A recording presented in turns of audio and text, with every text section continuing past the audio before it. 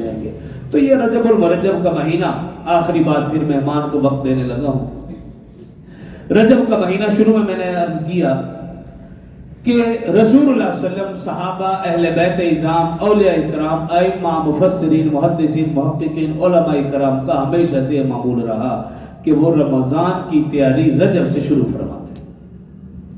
یہ معمول ان کا رہا.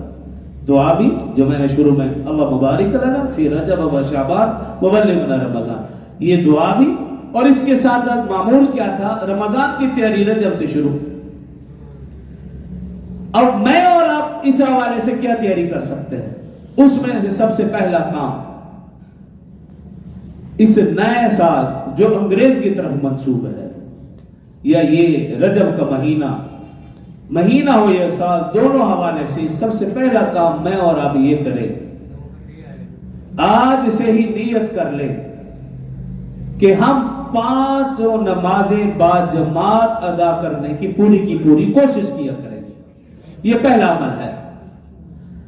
آج سے ہم شروع کریں گے تو رمضان میں ہم انشاءاللہ پکے نمازی.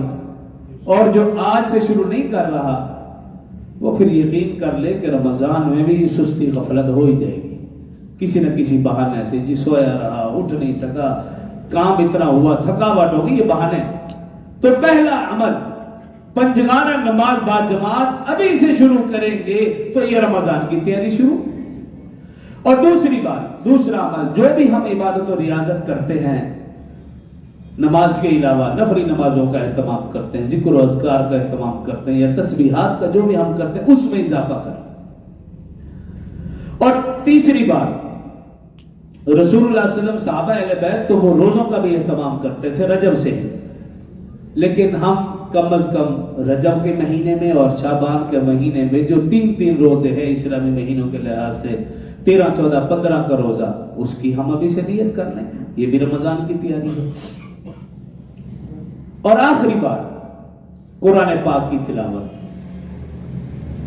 جو حفاظ کرام ہیں ان کے لیے تو ویسے ہی ضروری ہے کہ وہ ابھی سے تیاری شروع کریں گے تو رمضان میں وہ سکھ پائیں گے. وہ رمضان میں اوکھے ہوں گے پھر اگر ابھی سے تیاری شروع نہیں کریں گے.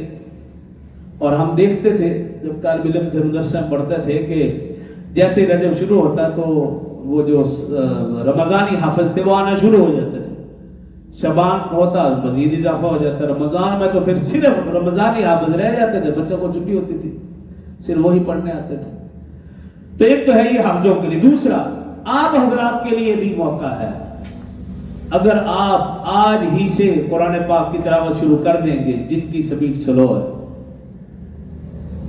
تو آج سے وہ کوشش کریں گے تو انشاءاللہ رمضان میں ان کا قرآن ہر حالت میں، ہر صورت میں مکمل ہوگا. اگر آج سے آپ کوشش نہیں کریں گے، یہ ابھی تو 2 مہینے پڑے ہوئے ہیں، اگلے مہینے سے شروع کریں گے، اگلا مہینہ آئے گا پھر سستی، پھر رمضان میں شروع کریں گے. تو جو غیر حافظ رمضان میں شروع کرتا ہے، بہت کم لوگ ایسے ہیں گنے چنے کہ جن کا قرآن مکمل ہو پاتا ہے، اکثر کا مکمل ہوتا ہی. تو ابھی سے ہم شروع کریں گے تو انشاءاللہ یقین سے میں کہتا ہوں روزانہ کچھ نہ کچھ آپ پڑھتے رہے. ایک دن 1 رکوع پڑھیں گے، اگلے دن پھر 2 رکوع، 3 رکوع پڑھتے چلے جائیں گے تو انشاءاللہ رمضان کے اندر ہمارا یہ قرآن جو غیر حافظ ہے ان کا بھی قرآن مکمل ہو جائے گا.